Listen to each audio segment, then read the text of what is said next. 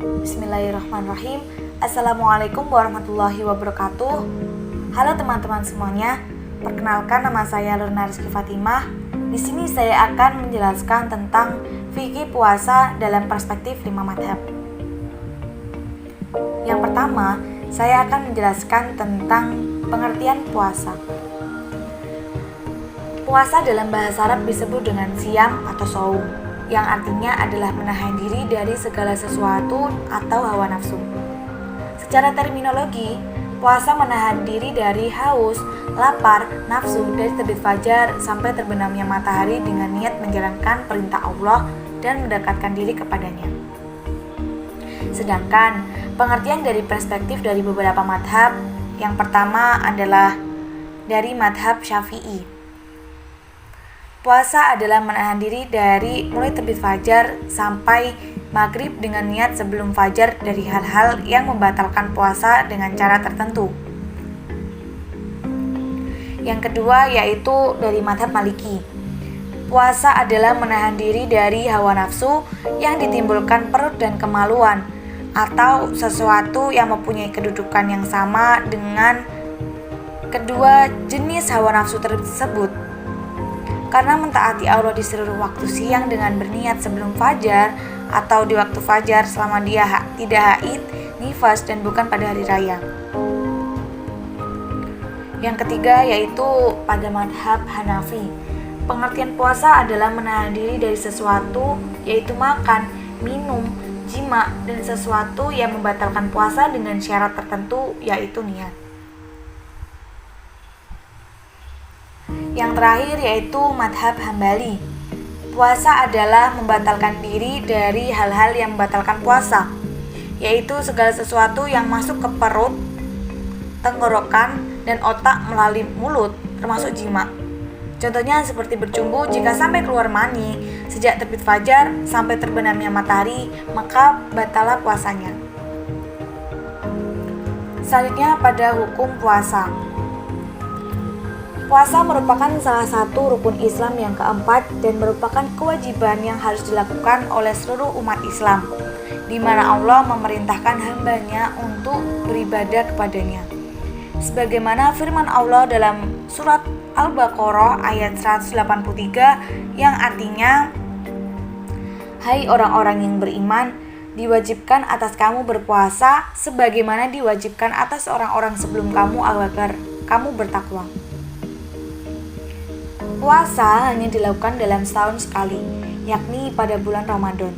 Wajib atau fardu ain bagi seorang muslim dan muslimah untuk menjalankan ibadah puasa karena sebagian dari rukun agama.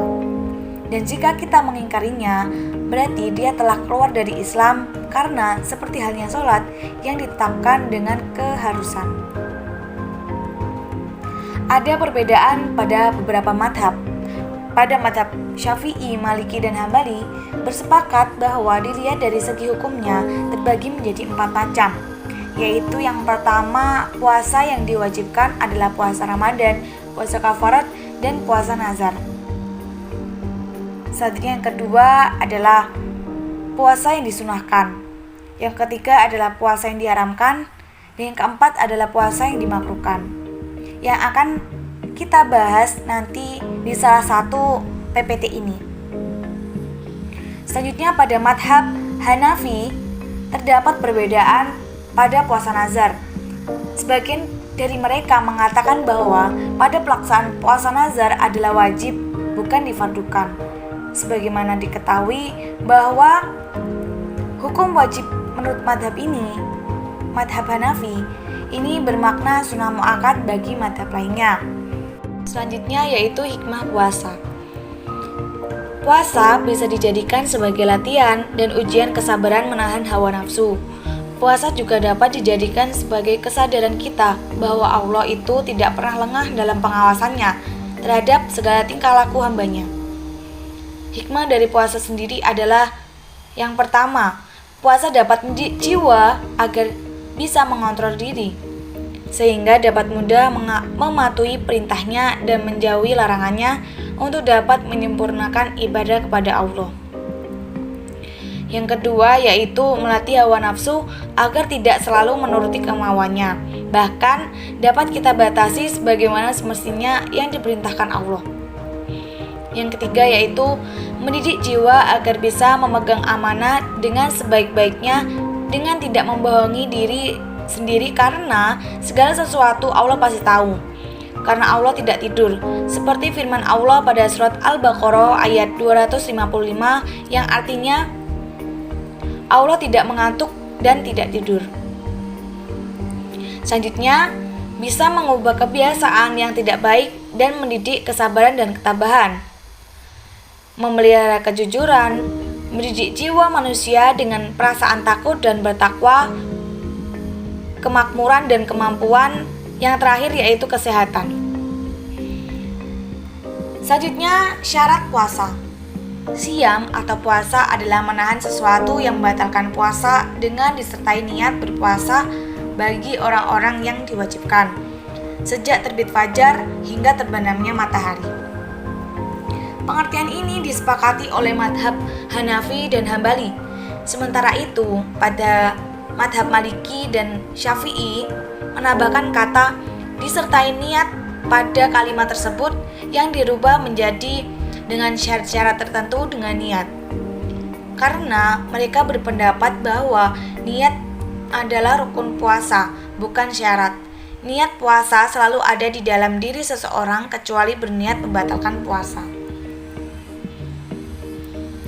Pada madhab Hanafi dan Hambali, niat adalah syarat karena puasa dan ibadah lainnya merupakan perbuatan yang dilakukan oleh seseorang hamba dengan ikhlas karena Allah. Keikhlasan di sini tidak bisa terwujud kecuali dengan niat. Syarat juga dibagi menjadi dua, yaitu syarat wajib dan syarat sah. Syarat wajib adalah sesuatu yang membuat seseorang wajib akan berpuasa. Jika salah satu tidak bisa memenuhi, maka puasa tidak wajib baginya. Bisa jadi menjadi mubah, sunnah, maupun haram. Yang kedua yaitu syarat sah, yaitu sesuatu yang membuat ibadah itu menjadi sah hukumnya di hadapan Allah. Jika tidak terpenuhi, puasa itu tidak sah. Syarat wajib. Syarat wajib yang pertama yaitu beragama Islam, balik, berakal, sehat, mampu, tidak dalam perjalanan, dan suci dari haid atau nifas. Yang kedua yaitu syarat sah. Adapun perbedaan pendapat tentang syarat sah ini antara lain, yang pertama adalah madhab Syafi'i, yaitu beragama Islam, berakal, waktu yang diperbolehkan, suci dari haid atau nifas, berusia balik, dan mampu. Yang kedua yaitu madhab Hambali, syaratnya niat dan suci dari haid. Pada mazhab Maliki, yaitu syaratnya niat, beragama Islam, waktu yang diperbolehkan, dan berakal. Yang terakhir yaitu mazhab Hanafi yang mengharuskan suci dari haid dan nifas dan beragama Islam.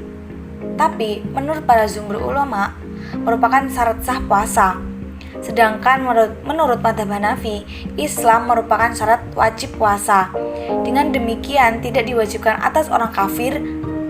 Menurut mazhab Hanafi, orang kafir tidak dikenai kewajiban yang berkenaan dengan cabang-cabang syariat yang merupakan ibadah. Selanjutnya, rukun puasa. Pada rukun puasa, menurut mazhab Hanafi dan Hambali, yang memiliki satu rukun saja, yaitu menahan diri dari sesuatu yang membatalkan. Pada mazhab Maliki, ada dua pendapat yang berbeda. Ada yang sebagian mereka berpendapat bahwa puasa memiliki dua rukun, yaitu menahan diri dan niat. Menurut mazhab Syafi'i, rukun puasa memiliki tiga, yaitu menahan diri dari hal-hal yang membatalkan puasa, berniat, dan orang yang berpuasa. Oleh karena itu, mazhab ini tidak akan terpenuhi maknanya kecuali rukun itu terpenuhi. Sementara itu, pada mazhab Hambali dan Hanafi, niat dan orang yang berpuasa merupakan dua syarat sah puasa, meskipun bukan sebagai rukun, tapi keduanya harus ada. Selanjutnya yaitu hal yang membatalkan puasa. Hal yang membatalkan puasa yaitu sesuatu yang membatalkan puasa dan mengharuskannya untuk mengkodoknya. Menurut Imam Hanafi, ada dua hal yang membatalkan puasa, yang mewajibkan mengkodok dan sekaligus mendapat hukuman kafaroh. Yang pertama, membatalkan puasa dengan cara memakan sesuatu atau sejenisnya di tengah perjalanan puasa tanpa alasan diperkenankan hingga hasrat terpenuhi. Yang kedua, membatalkan puasa dengan melakukan hubungan intim di tengah perjalanan puasa hingga terpenuhi hasrat seksualnya. Pada mazhab Syafi'i, salah satu hal yang mewajibkan untuk mengkodok puasa sekaligus dikenakan hukuman kafaroh ketika terbatalnya dengan hubungan intim dengan syarat jika 1. Di malam harinya sudah berniat puasa, kedua harus secara sengaja, ketiga keinginan sendiri, keempat mengetahui larangan tersebut, kelima melakukan hubungan tersebut di waktu Ramadan, keenam pelaku harus seorang mukallaf, ketujuh harus berkeyakinan bahwa puasanya masih sah, 8 akal sehat, dan yang terakhir melakukan hubungan atas dasar perbuatannya sendiri. Pada mazhab Maliki, kewajiban untuk mengkodok puasa dan kafaroh berlaku pada setiap orang yang terbatal puasanya dengan syarat-syarat tertentu, yaitu melakukan hubungan intim yang mengharuskan untuk mandi janabah, muntah secara sengaja, masuknya cairan ke dalam kerongkongan, memasukkan sesuatu ke dalam perut dengan sengaja. Menurut mazhab Hambali, ada 3 cara seseorang mengkodok puasanya, yaitu memakan sesuatu yang mengenyangkan, meminum obat karena ada alasan yang diperkenankan dalam syariat, dan yang terakhir memenuhi hasrat seksual. Selanjutnya, saya akan menjelaskan tentang macam-macam puasa. Menurut para ahli fikih, yang ditetapkan puasa dapat dibagi menjadi 4 macam, yaitu puasa fardu, puasa sunnah, puasa makruh, dan puasa yang diharamkan. Ulama madhab bersepakat bahwa pada bulan Ramadan, kifarah dan puasa untuk melaksanakan nazar adalah wajib. Ijma ulama tidak menyangkal atas kewajiban orang berpuasa.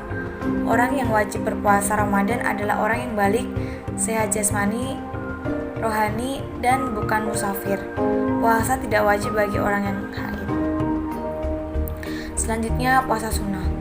Puasa sunnah adalah puasa yang bila dikerjakan mendapat pahala dan jika tidak dikerjakan tidak berdosa. Puasa sunnah boleh saat hari-hari di sepanjang tahun, kecuali hari-hari yang dilarang untuk berpuasa. Ada juga hari berpuasa ada juga hari puasa sunnah yang ditentukan. Di antaranya adalah berpuasa selama 3 bulan, yang lebih tepatnya pada hari 13, 14, dan 15 pada bulan Arab. Adapun puasa sunnah antara lain puasa 6 hari di bulan Syawal, puasa tengah bukan pada tanggal 13, 14, dan 15, dan tiap-tiap bulan Komariah. Puasa Senin Kamis, puasa Arafah, puasa tanggal 9 dan 10 di bulan Muharram, puasa Nabi Daud, puasa Rajab, Sya'ban, dan bulan-bulan suci lainnya.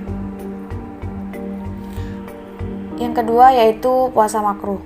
Menurut fikih 4 madhab dijelaskan bahwa puasa makruh adalah puasa pada hari Jumat secara tersendiri, yaitu berpuasa pada hari Jumat hukumnya makruh jika puasa yang dilakukan secara mandiri atau mengkhusyukkan hari Jumat untuk berpuasa. Yang kedua, puasa sehari atau puasa 2 hari sebelum puasa. Dari Abu Hurairah, dari Nabi, beliau bersabda, "Janganlah salah seorang kaum mendahului bulan Ramadan dengan puasa sehari atau 2 hari, kecuali yang biasa berpuasalah hari itu."